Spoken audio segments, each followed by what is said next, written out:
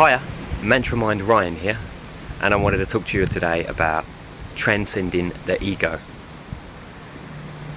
Now, the way to transcend the ego is to either want to transcend the ego, or you get to a point in your life where you discover that you are not the ego, or you are not your mind as I call it.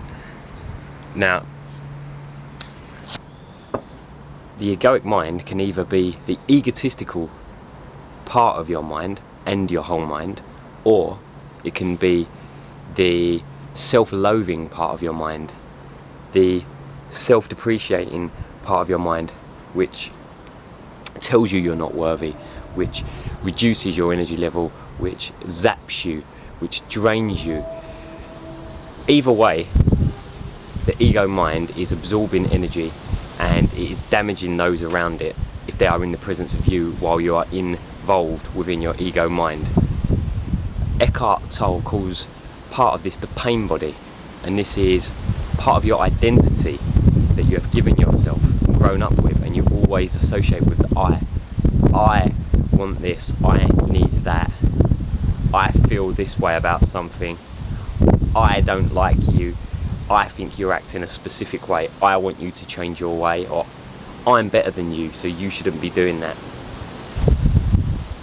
Anything that's not subtle and is kind of sudden, and something that you did not instigate yourself with a kind of premeditated awareness, is the egoic mind. So for me, I was working lots and lots to provide for my family every day, and I was getting in that mindset every day. So I was sitting within the saddle of my mind, and I was riding my mind, but I didn't know that my mind was actually riding me. And I was just following my mind, and I would get in from work, and I'd continue the tension that I'd built up through the day through living in my mind. And this was happening more and more, and eventually I got trapped in my mind, and I was full of anxiety, and I was stressed, and I was angry, and losing it like that. And eventually, I guess I kind of had a nervous breakdown, and it all came out. And it was when I kind of realised, whoa, wait a minute, like, all of this is going on in the background, and I'm watching it from the foreground. Now, because of this, it was a kind of awakening to the fact that I wasn't that. Didn't mean that I could just instantly switch myself out of it, but it meant that I could start taking action. And when I started taking action, I started creating that separation between mind and mantra mind, spiritual mind, awareness mind. This took meditation, this took psychedelic experiences, this took diving deep into my subconscious, understanding who I am as a person, coming to terms with all of my dark side, with all of my light side, bringing in the light, bringing in the truth. It's a painful process, but it's not as painful as living with that pain for your whole life, and that pain just gets deeper and worse and worse.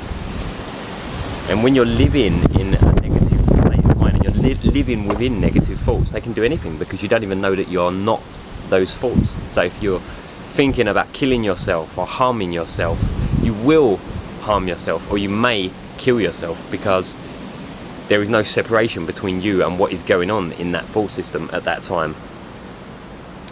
So the best way to transcend the ego is to first understand you are not the ego.